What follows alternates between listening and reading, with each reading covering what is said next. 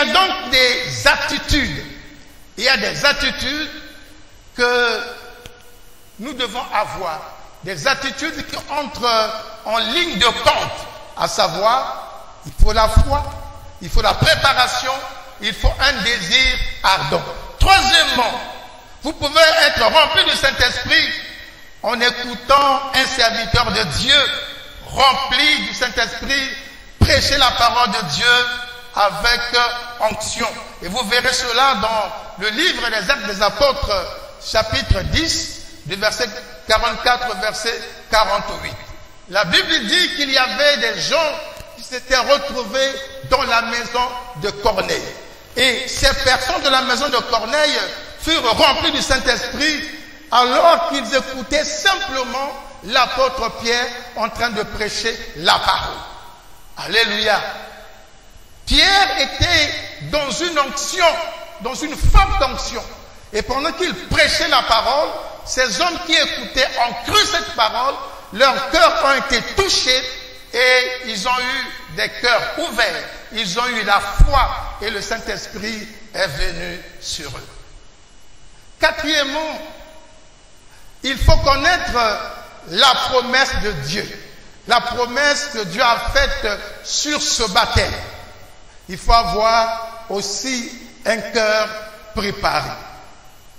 Donc, il faut que chaque enfant de Dieu, celui qui veut être rempli du Saint-Esprit, doit connaître la promesse de Dieu au sujet du baptême du Saint-Esprit. C'est très important d'avoir une bonne connaissance de la promesse de Dieu. Dieu donne encore aujourd'hui la même plénitude du Saint-Esprit qu'au temps des apôtres. Lorsque vous demandez être rempli du Saint-Esprit, demandez donc avec foi, sans douter dans votre cœur. Si vous avez des doutes dans votre cœur, ne croyez pas que vous recevrez quelque chose de la part du Seigneur. Parce que, en ce moment-là, vous serez vu par Dieu comme un homme irrésolu, un homme inconstant dans ses voies. C'est-à-dire un homme qui ne sait pas exactement ce qu'il veut. Si vous cherchez à être baptisé du Saint-Esprit, ayez donc une attitude de foi en comptant absolument sur les promesses de Dieu. Uniquement sur les promesses de Dieu et avec une attitude de foi, vous pourrez recevoir alors le baptême dans le Saint-Esprit. Lorsque votre cœur a été ainsi préparé, le Saint-Esprit de Dieu ne manquera pas de descendre sur vous parce que la promesse a été faite pour tous. Cinquièmement, celui qui désire être rempli du Saint-Esprit doit s'examiner au préalable et régler ses problèmes avec le péché. Vous devez vous repentir de tout péché non confessé devant Dieu et demander pardon et demander la purification de Dieu pour vos péchés. Bien-aimés dans le Seigneur, le Saint-Esprit ne viendra pas dans un cœur qui recèle du péché. Dans un cœur qui est rempli du péché, le Saint-Esprit ne viendra pas. C'est pourquoi il faut que vos cœurs soient préparés. C'est pourquoi la Bible dit, gardez vos cœurs plus que tout, parce que c'est de votre cœur que viendront les sources de la vie. Ainsi, lorsque vous vous êtes repenti, vous avez obtenu la purification de vos péchés. Ainsi, vous pourrez prier librement pour recevoir le baptême du Saint-Esprit. Bien-aimé, Dieu n'est pas un menteur. Si Dieu a fait cette promesse, et la Bible dit que cette promesse est pour nous et pour nos enfants et pour toutes les personnes qui viendront à Christ, cette promesse peut être réalisée si vous avez une attitude de foi, d'obéissance. Bien-aimés dans le Seigneur, tenons compte du temps. Nous tenons compte du temps.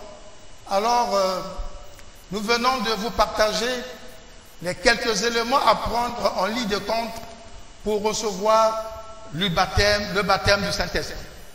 Nous croyons que vous saurez les garder et les mettre en pratique.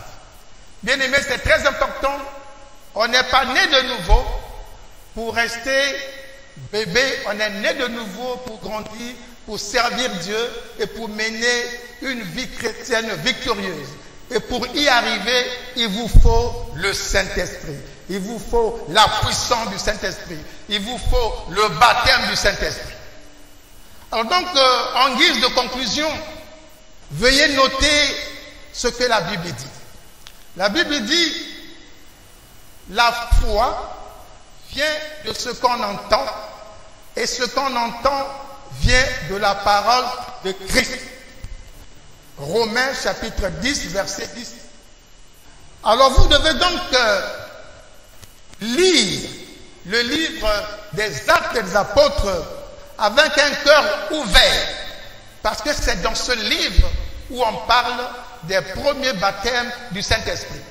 Lire le livre des Actes des Apôtres, dans ses premiers chapitres, le lire avec un cœur ouvert et écoutons attentivement les témoignages sur ceux qui reçurent le baptême du Saint-Esprit au temps des apôtres. Et alors, comme la foi vient de ce qu'on entend, votre foi sera édifiée. Vous pourrez alors demander, désirer et persévérer dans l'attente justement du baptême du Saint-Esprit. Il s'agit donc maintenant pour vous d'allumer un feu en vous, un feu dans votre cœur, un feu de désir, d'un grand désir, et d'exprimer ce désir, cette foi à travers vos prières, votre foi, et de persévérer jusqu'à être rempli du Saint-Esprit. Voilà, bien-aimés, dans le temps que nous est imparti, nous avons rapidement parlé de comment recevoir le baptême de le Saint-Esprit. Que Dieu vous bénisse.